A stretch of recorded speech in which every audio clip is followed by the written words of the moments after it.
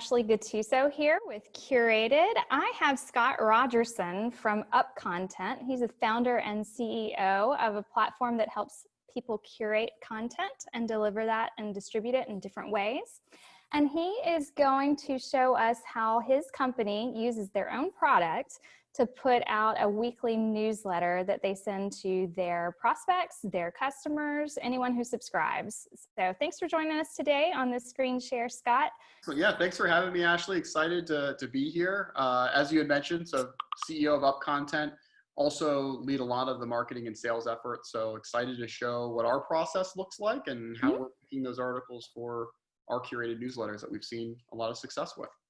So I'm gonna hit share here. So finished product first. Hopefully that is appearing on your side. I'm seeing it.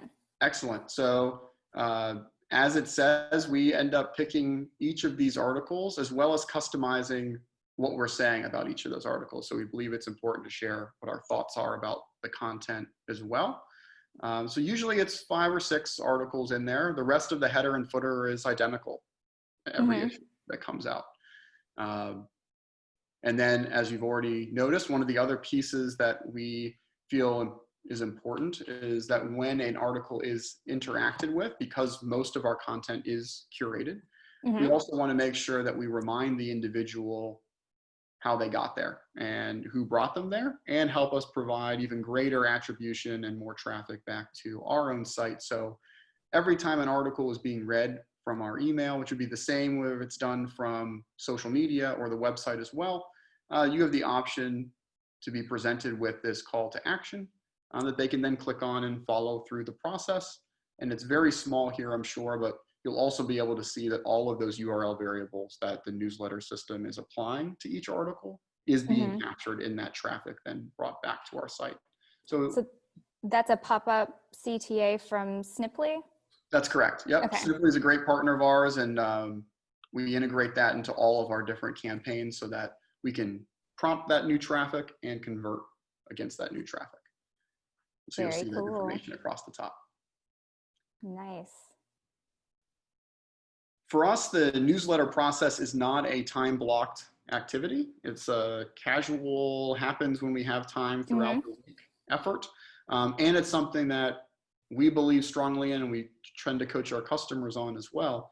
Doesn't need to and really shouldn't just rest on the shoulders of one person in the organization. The group has a lot of collective insights, and therefore everybody should be able to submit to that newsletter.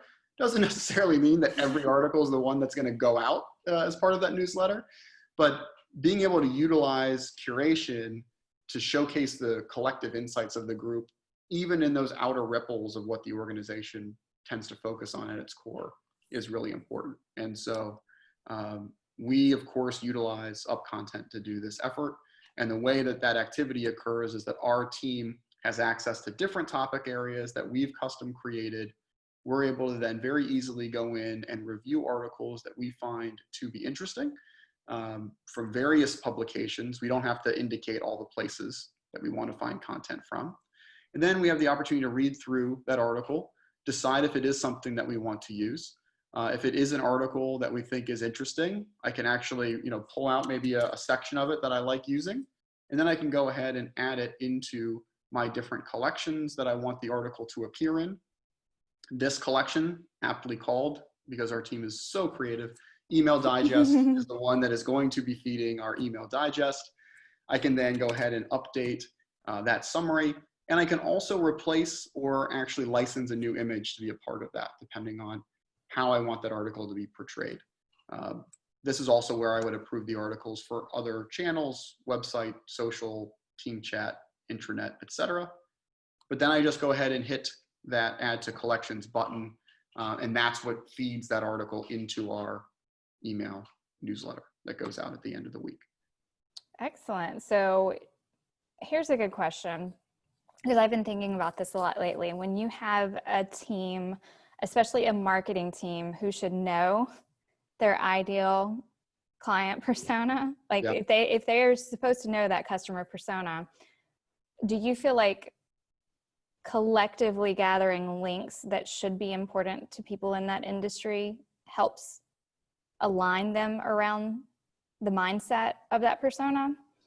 Yeah, I think it does. And I think in many cases, the collective team is already reading anyway to stay abreast of what's happening. And in a lot of cases where newsletters and these curation campaigns, regardless of channel, become so complicated, is that we forget to then do something with that article after we've read it. And we don't know what to do with it and where it should go. Right. And so I think two things to your question. One is I think it does help individuals stay abreast of what's happening in that industry, what others are talking about. It informs our created content in a lot of ways as well, to hear what others are saying. But it also allows us to not be robotic in what we're delivering, right? You will see in our newsletters, it's not curation, here's an article on curation, here's another article on curation. It's talking about the outer ripples of what's happening. So we're talking about things just around tech innovation, approaching marketing from a sales perspective.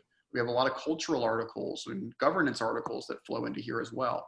So it's really less of the like, here's the hard sell through a third-party article of what you need to read so that you know to then be an UpContent customer. And more like, these are truly the things that our team this week thought were interesting to read. We think you would think they're interesting to read also. Very passive, more informative. And we have elected to send this out on weekends after trying a lot of different times and dates. This goes out every Sunday morning at 11 o'clock Eastern. And we've had a lot of success in doing that. I think because it is more of a passive, here's some interesting stuff, we hope you like it too. It's not this huge effort where we have to invest a lot of sweat into getting it out.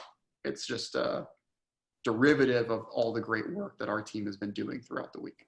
Do you find that adding that content makes the relationship between the sending company and the recipient stronger because it doesn't feel like prompt to purchase? Yeah, I think and transactional in every engagement. And it humanizes it, I think, in a lot of different ways, right? I think you will see original content flowing into these every once in a while, whenever we create it. But we're not going to hold up that email going out because we haven't gotten our piece done in time. So it's instead of if it's available and ready to go, it'll be a part of the email.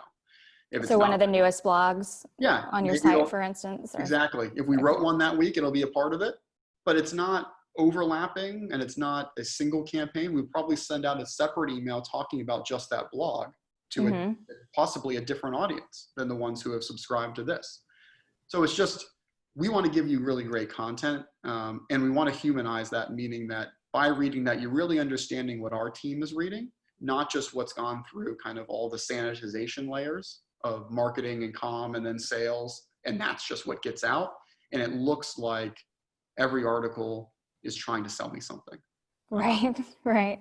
Well, so can you walk me back through, I'd love to back up in UpContent and just kind of see how you set the platform up to generate links to content that you might be interested in using. Sure. So it all starts with topics for us. And so you'll see these different topics. These are some of the ones that have come through on our building an audience topic. So of course we have content curation as a topic, right? We want to see what people are talking about as it relates to content curation. But what are the things we also care about? We care about Pittsburgh. That's where we are. So when we find a great article about Pittsburgh, we'll want to share that as well. Care about employee advocacy, building trust, building an audience, customer success in SaaS tools. So if I click onto any of these topic areas, the way that these get built is through specific criteria. And these criteria can be as broad or as narrow as you would like them to be. So you can just put in like marketing and see every article that's been written in the last week about marketing, or you can be a little bit more specific about really what you care about. And you'll see this is our SaaS customer success topic. And so in this case, we put these in probably 8 months ago. Haven't really touched them since because it's been providing us great articles, and we see new articles then flowing into here twice a day. And then I have the option to utilize these filtering settings or sorting settings to make sure that I'm seeing the best stuff that I care about most show up on top. And then I love the visuals like that come in. I love that you can see what, for some reason, when I see a list of articles, it doesn't excite me as much as when I see a gallery of images with Totally, article titles. totally. And that's been something I actually have had to train myself in to still read the ones that don't have an image associated with them. Because in a lot of cases, they're actually pretty good articles. They just didn't put an image associated with them. But my eye just naturally kind of blazes right by them in a lot of cases. Right. So then, go ahead. Nope, you had something. Oh, so I was going to say, so it's, then really easy to click and read. And actually most of the time I'm doing this on my cell phone, waiting for a cup of coffee or in between meetings, reviewing the articles then. And I think that's been a really important cultural piece that we've tried to enforce with the team as well. That this should not be a like, oh, darn it, I have to stay at the office for an extra 30 minutes to find some article so that I can say that I participated. It should be, again, we want the output to be natural and organic. So the input needs to be natural and organic so that we're just sharing articles as we see really good ones. And certainly you can add in your own articles as well. If you find them outside of UpContent, there's an easy way to add those in directly. We also have a grouping of all articles from the sources that we like to follow most. So even outside of topic criteria, I'm seeing every HBR article. We put in our partner blogs in here as well, just to see what people are writing about. And that helps us also broaden our views. And in a lot of cases, we read something here that then we say, oh, I want to see more content like that. So I'm going to create a topic around that idea as well. And so once you've flagged X number of articles for next week's newsletter, how do you export them from UpContent and get them into your email builder? Yeah, so it's dependent upon your email builder that you choose.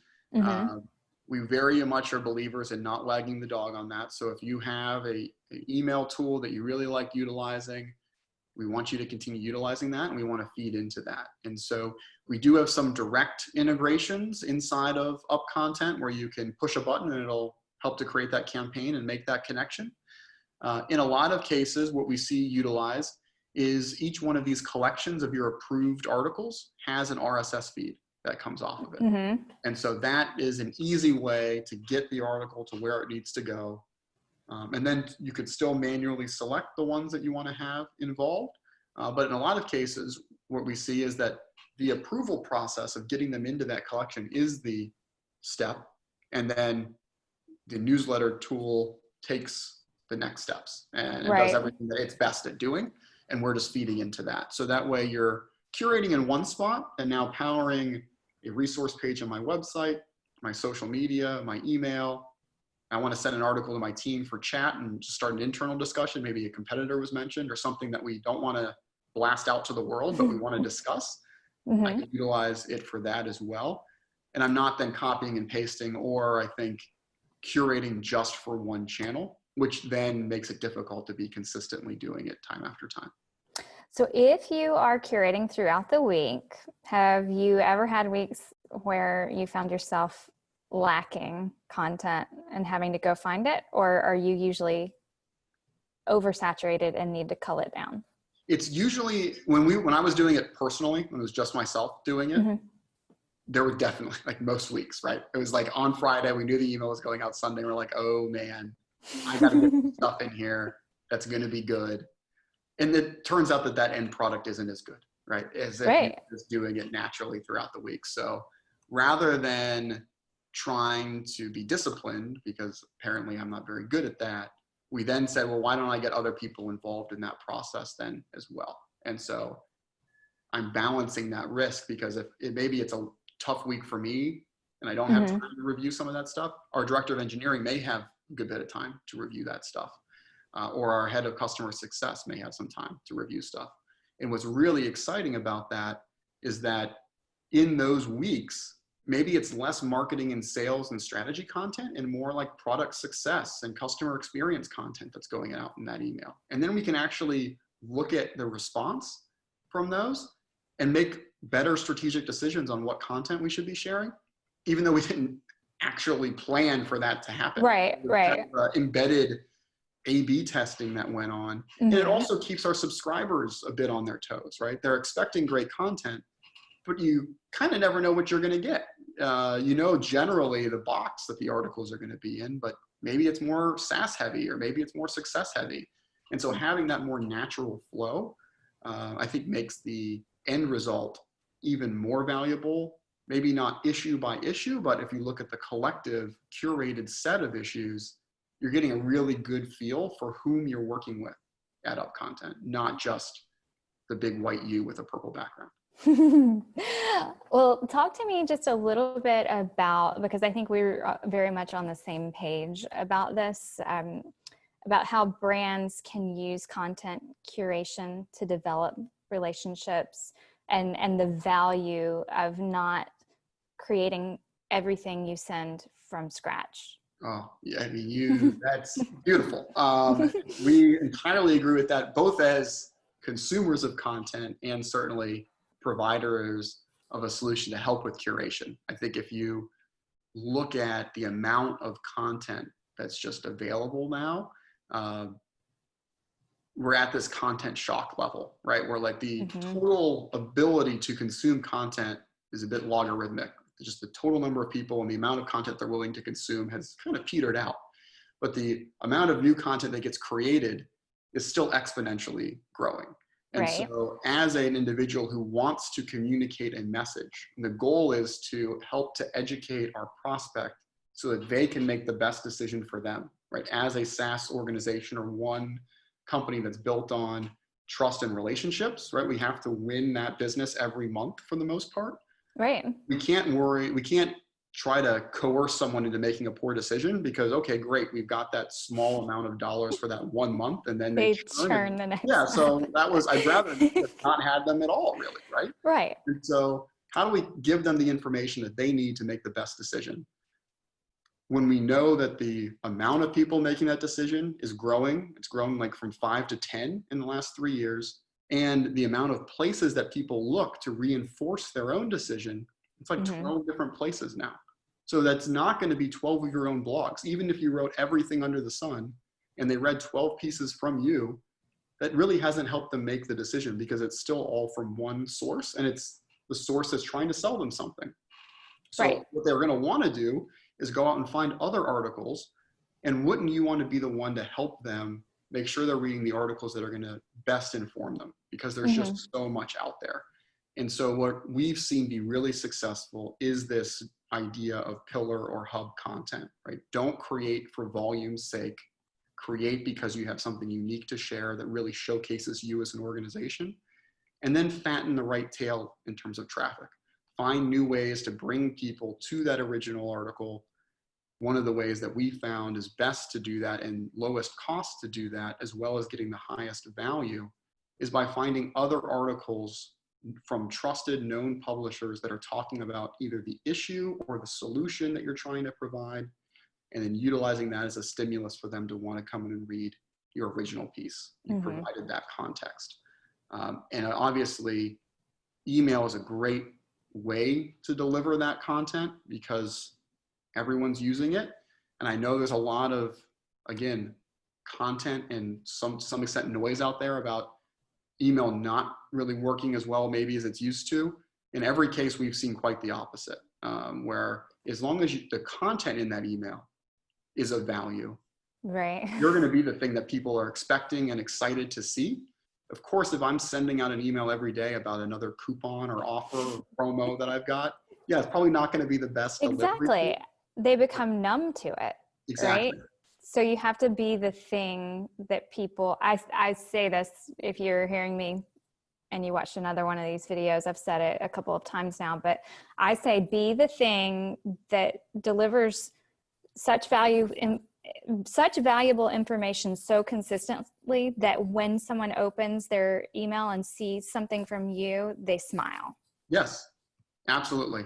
Trigger smiles. Absolutely. And I think the other piece of that, and we talk about this a lot, is really treat your sharing of content, certainly in this case, curated email, as a service to those recipients, not as a tactic to get them to then do something else. Right? And if you think about it as a way to provide a service to people who have given you something, their contact information, you're going to see success in that longer term relationship building and more people signing up because we're referring it to others. And give them the things that you wish they would have read before they signed up for that demo or called you on the phone, and having them be better informed about what they're thinking about and how they're going about doing that is just going to make your sales cycle better and better qualify those who are coming into your pipeline, so that you're not spending time on individuals or organizations that, you know, aren't yet quote unquote ready or don't have the infrastructure to utilize your solution to the best of its abilities. So my last question for you, and maybe we can hop off the screen share and just talk face to face for this one, is can you share any narrative or example of like a time before doing newsletters and what we're calling the right way now? It's not the right way, but it is a strategic and good way. Yeah. I think, especially in today's saturated environment of content. Can you walk us through a time when things weren't so good to a transition? Yep. Like, does that exist, or am I making that up? Oh, it exists. So, you know, prior to running UpContent, I was leading a marketing agency, and our focus was on executing marketing strategies for our clients. So we weren't developing them, we were adopting them and executing them for them. Okay. And so, you know, for ourselves, we were in a kind of somewhat of an ego mindset, right? We're going to create content. We're a marketing agency. We're going to write stuff, right? And we're going to continue writing stuff. Why would we ever run out of ideas of things to write? And the things we write, we're then going to deliver through our distribution channels. We're going to send out an email saying, hey, we wrote this. And we're going to put out social posts saying, look what we wrote. And to get on our website of the things that we wrote. And that was really all that we were utilizing those channels for, right? True kind of broadcast messaging. And there were a couple challenges that we ran into. I think one was, to your point, if all I'm sending is stuff that I've written, when I see that email ping on my inbox, I know exactly what I'm getting. Right? It's another thing that this group wrote that I may or may not agree with, and I'm not really sure where it came from because I don't really know these guys all that well at that moment. For clients, it was great because they did have that context. So they were really enjoying what we wrote, but for prospects, they didn't have that context. And so we weren't seeing success on the prospect side. The other piece, and I think everybody has been in this experience, is we wanted some consistency in when we were delivering those emails. And so we wanted it to go out.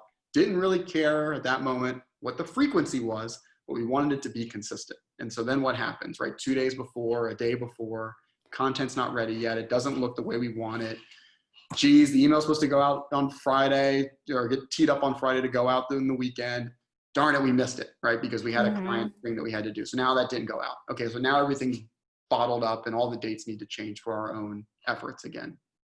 Super frustrating, right? So what we ended up switching to, yeah, exactly. So what we ended up doing instead was separating out the original pieces, which tended to be less frequent, focusing on quality of those pieces, and we would still send those out. Those would have their own campaign. And then when we had one of those great original pieces that we thought was worthy enough to be part of our curated campaign, like we would have curated this article if someone else would have written it, it would be part of our curated campaign as well. The curated campaign, again, we had 20 or so people who were actively recommending articles because everyone was reading. So those were amazing, right? Because we're collective insights of 20 different people who have different expertise areas.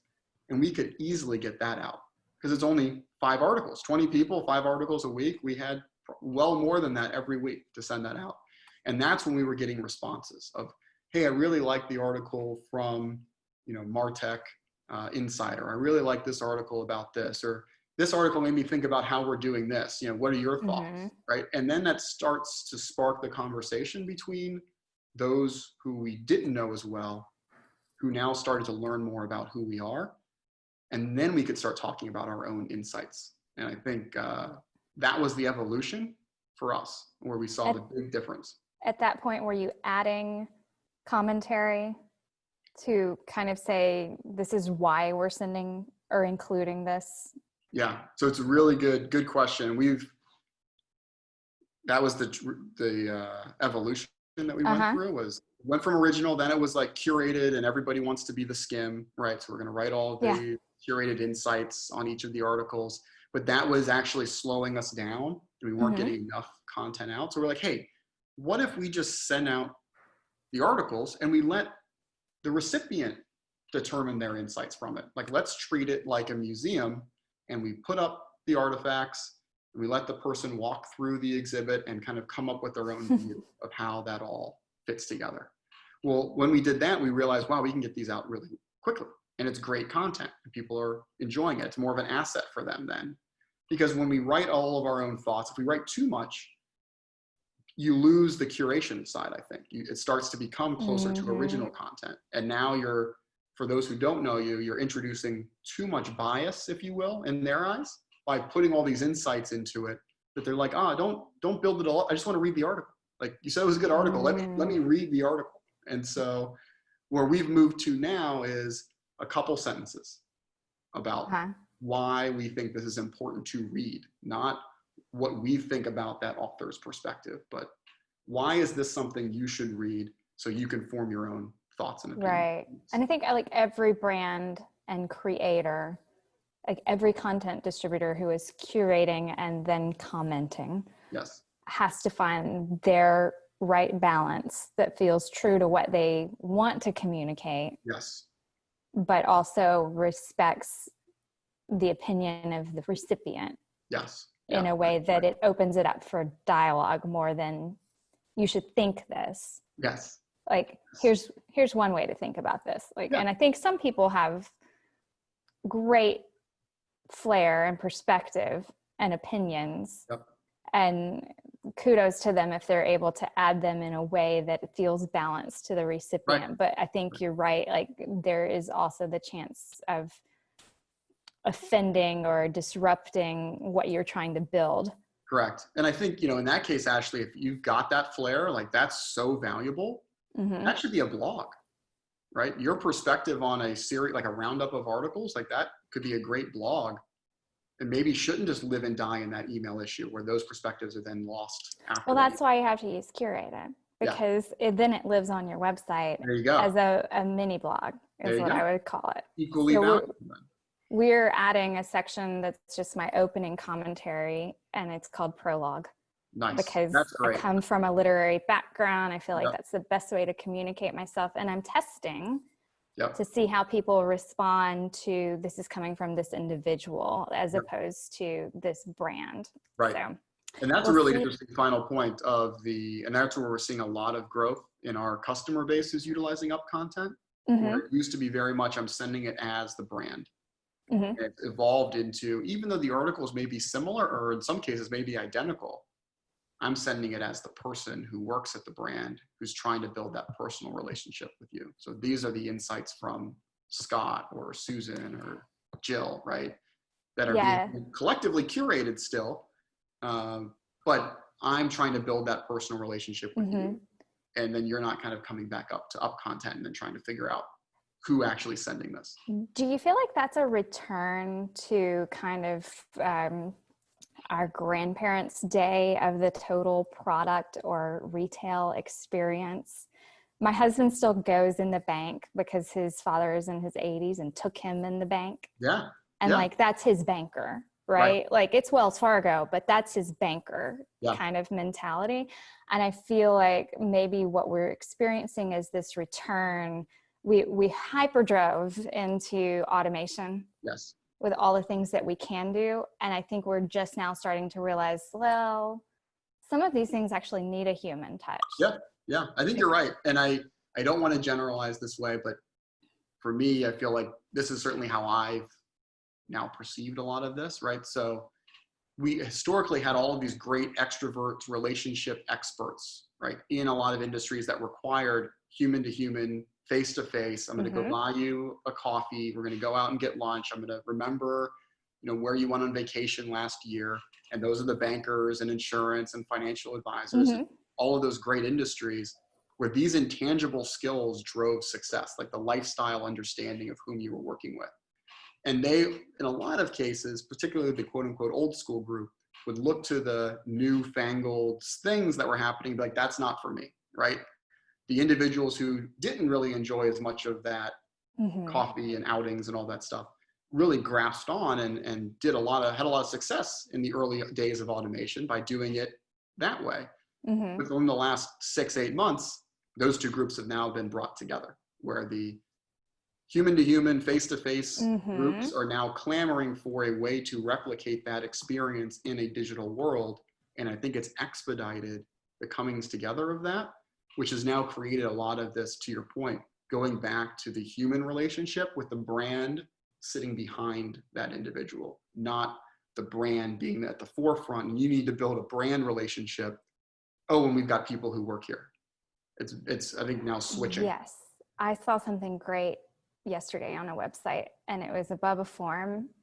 It was a picture, like a picture of a person, and it said, "Hi, I'm whoever. I'm the person behind this form." And I thought, oh, it's genius, because it lets me know there are people at this company. Like, this is who will see this when I fill it out. Right. It makes you want to fill it out. Yeah. Trying that you want to naturally help that person versus if it was just a static brand that you had no real affinity to. Moving on. Yeah. Yes. Well, this has been great. Thank you so much for taking time to talk with us. Yeah. Thanks, Ashley. Thanks.